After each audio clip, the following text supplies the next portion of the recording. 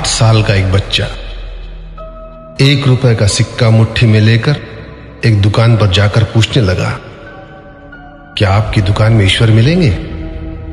दुकानदार ने यह बात सुनकर सिक्का नीचे फेंक दिया और बच्चे को निकाल दिया।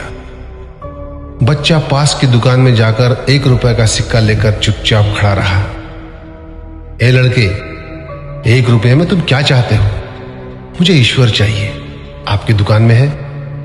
दूसरे दुकानदार ने भी भगा दिया, लेकिन उस अबोध बालक ने हार नहीं मानी। एक दुकान से दूसरी दुकान, दूसरी से तीसरी, ऐसा करते करते कुल 40 दुकानों के चक्कर काटने के बाद एक बूढ़े दुकानदार के पास पहुंचा। उस बूढ़े दुकानदार ने पूछा, तुम ईश्वर को क्यों खरीदना चाहते हो? क्या करोगे ईश्वर लेकर? पहली बार एक दुकानदार के मुंह से यह प्रश्न सुनकर बच्चे के चेहरे पर आशा की किरणें लहराई। लगता है इसी दुकान पर ही ईश्वर मिलेंगे। बच्चे ने बड़े उत्साह से उत्तर दिया, इस दुनिया में माँ के अलावा मेरा और कोई नहीं है। मेरी माँ दिन भर काम करके मेरे लिए खाना लाती है। मेरी माँ अब अस्पताल में है। अगर मेरी माँ मर गई तो मुझे कौन खिलाएगा? डॉक्टर ने कहा है कि अब सिर्फ ईश्वर ही तुम्हारी माँ को बचा सकते हैं। क्या आपकी दुकान में ईश्वर मिलेंगे? हाँ मिलेंगे। कितने पैसे हैं तुम्हारे पास? सिर्फ 1 रुपया। कोई दिक्कत नहीं है, 1 रुपए में ही ईश्वर मिल सकते हैं। दुकानदार ने बच्चे के हाथ से 1 रुपया लिया और उस 1 रुपए के अंदर 1 गिलास पानी के अलावा बेचने के लिए उसके पास कुछ भी नहीं था।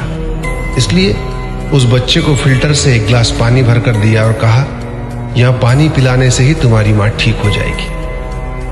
अगले दिन कुछ मेडिकल स्पेशलिस्ट उस अस्पताल में गए। बच्चे की मां का ऑपरेशन हुआ और बहुत जल्दी ही वह स्वस्थ हो गई। डिस्चार्ज के कागज पर अस्पताल का बिल देखकर उस महिला के होश उड़ गए। डॉक्टर ने उन्हें आश्वासन देकर कहा, टेंशन की कोई बात नहीं है। एक वृद्ध सज्जन ने आपके सारे बिल चुका दिए हैं, साथ में एक चिट्ठी भी दी है। महिला चिट्ठी खोलकर पढ़ने लगी। उसमें लिखा था, मुझे धन्यवाद देने की कोई आवश्यकता नहीं है। आपको तो स्वयं ईश्वर ने ही बचाया है।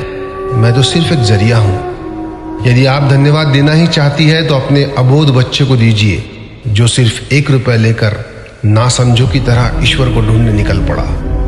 उसके मन में यह दृढ़ विश्वास था कि एकमात्र ईश्वर ही आपको बचा सकते हैं। विश्वास इसी को कहते हैं। ईश्वर को ढूंढने के लिए करोड़ों रुपए दान करने की जरूरत नहीं होती। यदि मन में अटूट विश्वास हो तो वे 1 रुपए में भी मिल सकते हैं। आइए इस महामारी से बचने के लिए हम सभी मन से ईश्वर को ढूंढें, उनसे प्रार्थना करें। आपका दिन शुभ हो।